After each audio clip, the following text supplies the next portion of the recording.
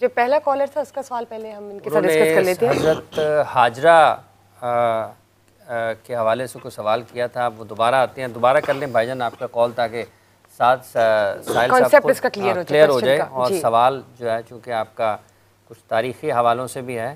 اور اچھا ساحل صاحب, کل آپ نے کہا تھا کہ حضرت علی رضی اللہ تعالیٰ عنہ اور حضرت سعد, میرا خیال ہے سعد رضی اللہ تعالیٰ عنہ کے حوالے سے کچھ احادیث تھیں جو آپ نے کہا تھا کہ آج اس سلسلے کو شروع کریں گے.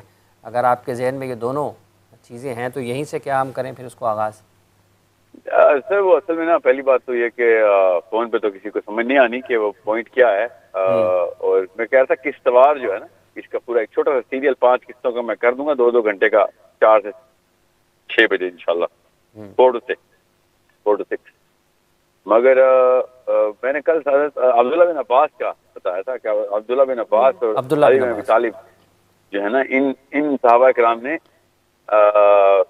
جس طریقے سے حدیثیں رقم کروائی ہیں اس سبجیکٹ میٹر کے اوپر, اس سبجیکٹ میٹر کے اوپر صحابہ کا پرسپیکٹو لینا بہت ضروری ہے. یہ اتنا ضروری ہے کہ میں آپ کو وہ پرسپیکٹو دوں گا ہی تو پتہ چلے گا کہ آج کا اس وقت کا جو کرنٹ جو پرسپیکٹو آف اسلام ہے قرآن کو دیکھنے کا اور اس سارے معاملے کو دیکھنے کا, وہ تو بیسک کوشچن ہی نہیں آنسر کرتا. بیسک کوشچن میں کل سحری پہ, آج صبح سحری کے بعد پہلے ہماری 2 مفتیان کے ساتھ ہماری سحری تھی. علماء کرام نام لیے بغیر ہی بتا سکتا ہوں because very very famous people. اور جب میں نے ان سے بھی وہی سوال کیا جو کل میں آپ کے پروگرام میں بھی عوام سے کر رہا تھا, تو ان کو تو اس آیت کا اچنبھا کی بات لگتی نہیں ہے کہ سامری نے جبرائیل امین کے پیروں سے اڑتی ہوئی ڈسٹ اٹھا لی. اب یہ قرآن کی آیت ہے. کل آپ کے پاس بھی پروگرام میں مفتی صاحب کہہ رہے تھے کہ نہیں ان کے جبرائیل کے گھوڑے کے اوپر ڈسٹ لگی تھی, تو قرآن کی آیت کو تو نہیں انڈرمائن کر سکتے ہم. اللہ نے کہہ دیا ہے تو اللہ نے کہہ دیا ہے.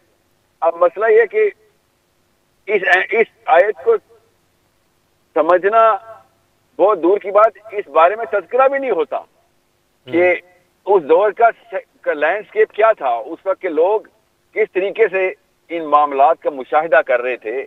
چھوڑیں کہ انہوں نے سامری نے کیا کیا کیا نہیں کیا. یہ تو پوچھنے والا سوال تھا کہ کیا سامری یا بنی اسرائیل کے سامنے جبرائیل ایسے انسان کی شکل میں آتے ہوتے تھے جیسے کہ ہم ایک دوسرے کے سامنے بیٹھے میں, یا فرشتے کے روپ میں ہی آتے تھے, تو کیا سب کو نظر آتے تھے؟ اور اگر ایسا ہوتا تھا تو پھر تو ایکویشن ہی بدل جاتی ہے, پھر تو سب کچھ پیراڈائم ہی بدل جاتا ہے. مگر ہمیں اس پیراڈائم پہ اسلام نہیں سکھایا گیا. ہمیں پیراڈائم یہی سکھایا گیا کہ نہیں, جنرل معاملات نارمل ہی تھے. جبرائیل اپنے روپ میں فرشتہ کے روپ میں نہیں, انسانوں کے روپ میں ہی ہوں گے. تب بھی ان کے پیروں کی ڈسٹ سامری نے پکڑی, مگر پھر سامری کو کیسے پتہ چلا کہ وہ جبرائیل ہیں؟ یہ بیسک کوشچن ہے جس سے ہماری ساری کی ساری ٹپالوجی چینج ہوتی ہے. اور یہ میری شکایت ہے تمام تر علماء کرام سے کہ آپ اتنی بیسکس کو کور نہیں کر رہے. اس کے بعد آپ کہتے ہیں یہودی فتح نہیں ہو رہا.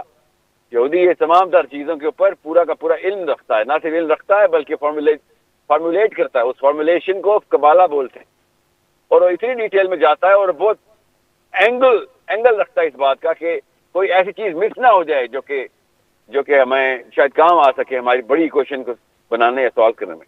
مسلمانوں نے تو وہ علم ہی چھوڑ دیا, اس بارے میں ذکر ہی چھوڑ دیا.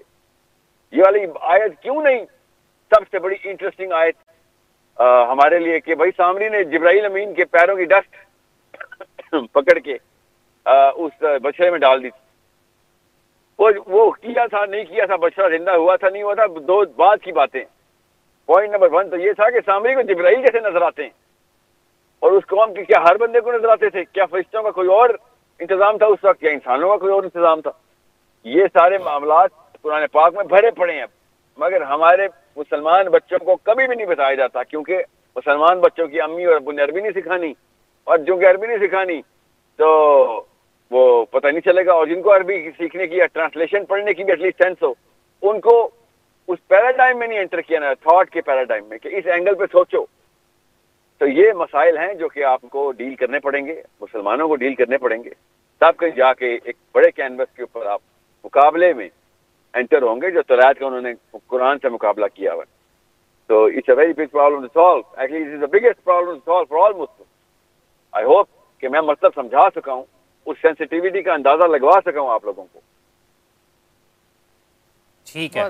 تو آپ کے خیال میں ہمیں اس کو ایک باقاعدہ طور پر پھر تو ایک ریسرچ سینٹر ہونا چاہیے نا جی, ریسرچ کا ایک خاص شعبہ ہونا چاہیے ملک بھر میں تمام. ایسے حافظ صاحب ریسرچرز ہیں ماشاءاللہ دنیا میں مسلمانوں کے پاس, اور young blood, old people, women, men, all, مگر بکھرے پڑے. آپ کے چینل کے توسط سے یہ میری ندا ہے سب کے لیے کہ ہمارے پلیٹ فارم پہ یا کسی بھی پلیٹ فارم پہ اکٹھے ہوں.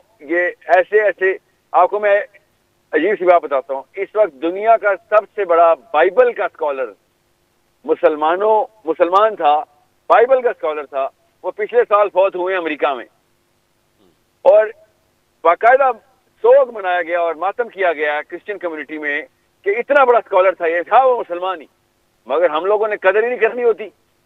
ہم لوگ اس چیز کو اسٹیبلش ہی نہیں کر رہے ہیں. ٹھیک ہے, ہم نہیں کر رہے ہیں, تو آپ کے خیال میں پھر اس کا راستہ کیا ہے آگے نکلنے کا نا؟ راستہ یہی ہے, ریسرچ کے بغیر تو کچھ نہیں ہونے والا. آپ ایک پلیٹ فارم اسٹیبلش کرنے کی ندا لگائیں اور دیکھیں کیسے کیسا ٹیلنٹ آتا ہے. مسلمانوں میں اتنا ٹیلنٹ ہے, مگر وہ اینگل تو پکڑے نا پہلے. اگر ایک بندہ یہی نہ بتائے کہ یہ کوئی ضروری چیز ہے اور سینڈوچ کر کے نکل جائے کہ نہیں جی اس بارے میں سوچنا ہی نہیں, اللہ تعالیٰ کہہ رہا ہو افلا یعقلون, اور ہمارے مولوی صاحب کہہ رہے نہیں میں نے تو اس بارے میں سوچنا نہیں ہے, تو برکت کے لیے پکڑا ہوا قرآن, تو پھر تو یہ یہودیوں کی سازش نہیں ہے سر, پھر تو یہ مسلمانوں کی سازش لگتی ہے. تو اس کا مطلب یہ ہے کہ یہاں سے تو پھر یہ پیغام جا رہا ہے نا ساحل صاحب, رمضان کا سما سے پوری دنیا کو جا رہا ہے. جی ہاں بالکل سر, میرے پلیٹ فارم کا نام IMS ہے, Islamic messaging system. It's a free platform, تمام مسلمانوں کو دعوت ہے, اور الحمدللہ لاکھوں لوگ اکٹھے ہو رہے ہیں. مگر جتنا زیادہ پراپیگیٹ کریں, this is not a business platform, یہ اسلام کا پلیٹ فارم ہے. Islamic messaging system IMS, Islamic messaging system dot com. ہم جتنے بھی اسٹوڈنٹس ہیں, لڑکے لڑکیاں بزرگان, جنہوں نے کام کیا اور جو کام کرنا چاہ رہے ہیں, ان سب کو اکٹھا کر رہے ہیں تاکہ ہماری ایک بڑی لائبریری کریٹ ہو سکے, انسانوں کی لائبریری, کہ ہم ایکسس میں لے کے آئیں, ہمارے بچوں کو وہ والا پرسپیکٹو ملے اگلے 100 سال کے. یہ اس کو 100 ایئر پلان بولتے ہیں ہم, کہ اگلے 100 سال میں وہ والے مقابلے میں آؤ جس مقابلے میں صحابہ نے دنیا کو ہرایا تھا, اور ہم اسی مقابلے میں یہودیوں اور غیر مسلموں سے ہار رہے ہیں, بیکاز ہم نے اسلام کو دیکھنے کا اینگل ہی بدل دیا. مطلب ہم کس اینگل سے دیکھ رہے ہیں؟ آپ کو دیکھیں نا, بیسکس کی بات میں نے آپ سے کی ہے, بیسکس کی. میں آپ کو ایک اور آیت سناتا ہوں, آپ مجھے ذرا اس کا اینگل بتاتا ہوں میں آپ کو. سورہ کہف میں ذوالقرنین کی جرنی کا آپ کو جب پتا ہوگا کہ ذوالقرنین کی جرنی ہوئی ہے. پہلا سفر وہ گیا ہے مغرب کی طرف, دوسرا سفر وہ گیا ہے مشرق کی طرف. ٹھیک ہے, میں کوئی بھی مکسنگ ایک مشرق اور ایک مغرب ہے. آپ اگر وہ آیت پڑھیں تو آپ حیران رہ جائیں گے کہ اللہ تعالیٰ نے کس اینگل سے ایک امام نووی نے کہا تھا, امام نووی رحمہ اللہ نے, کہ جو سورہ کہف کے اوپر غور کرے گا کہ اللہ نے الفاظ کا چناؤ کیا ہے, تو اس کو وہ چابیاں مل جائیں گی جو دجال سے بچائیں گی. ٹھیک ہے, سوچیں یہ جنریشن کس اینگل سے قرآن کو دیکھتی تھی. نبی علیہ السلام کی حدیث ہے, جس نے سورہ کہف اس طریقے سے پڑھی جس طریقے سے نازل ہوئی ہے, تو اس نے اپنے آپ کو دجال سے بچا لیا. اب اس حدیث کا کوئی مطلب تو بتائیں مجھے, آپ مجھے بتائیں آپ کو آج تک ملا ہے جس کو اس حدیث کا مطلب آتا ہو کہ جس طریقے سے نازل ہوئی تھی. اور یہ صحیح حدیث سنا رہا ہوں میں آپ کو. میں آپ کو سورہ کہف کی وہ آیت, ایک آیت کیا کافی ساری آیات بتاؤں, آپ کو پتہ چلے گا. جب تک اینگل نہیں بدلے گا, کنونشنل اینگل نہیں بدلیں گے, تب تک آپ قرآن پاک کی اس روح کو نہیں پکڑ سکتے جس طریقے سے صحابہ نے پکڑ لی تھی. نبی اسلام نے ٹرین کیا تھا صحابہ کو اس اینگل سے دیکھنا ہے, اور ہم یہ دیکھنے کے نہیں, چونکہ میرے سند میں یہ والا ترجمہ آ گیا, یہ تفسیر آ گئی ہے, تو میں اس سے نہیں ہٹوں گا. ایسے تو معاملہ حل نہیں ہونے والا.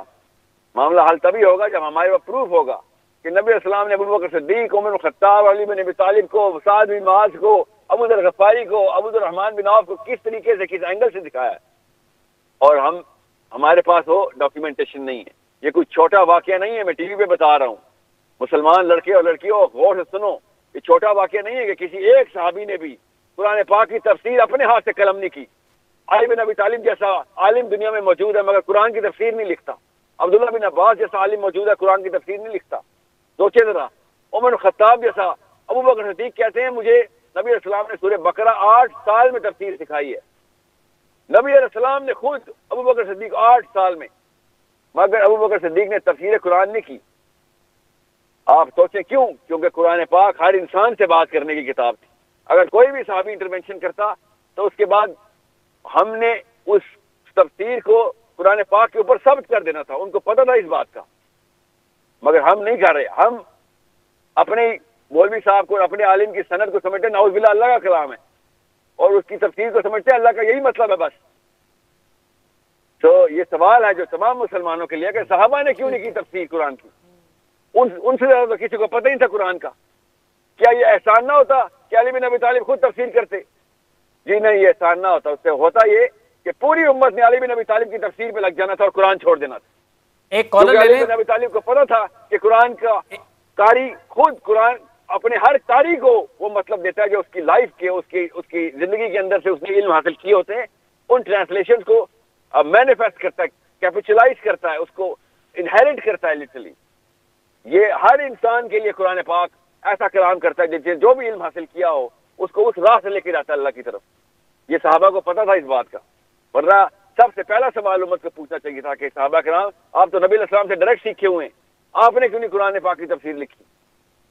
اب دوسرا سوال جو میں علماء کرام سے کرتا ہوں کہ اگر ٹھیک ہے نہیں لکھی، آپ یہ بتائیں کہ قرآن پاک کے اوپر کیا تحقیق کے دروازے بند ہو گئے ہیں کہ نہیں؟ اور آپ حیران رہ جائیں گے. مجھے علماء کرام نے کہا جی ہاں قرآن پاک پہ تحقیق کے دروازے بند ہو گئے ہیں، اب کوئی اور تحقیق نہیں کرے گا.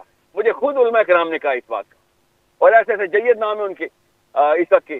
اور میں حیران ہو گیا کہ آپ لوگوں نے یہ بات کیسے دی کہ قرآن پاک اب تحقیق پہ نہیں آ. جو میرے مفتی صاحب نے کر دی تحقیق، جو سلف صالحین نے کر دیا، اب اور تحقیق نہیں ہوگی اس کے اوپر. یہ کون سا فلسفہ ہے جو اسلام میں پروپیگیٹ ہو رہا ہے؟ ایک کالر لے لیتے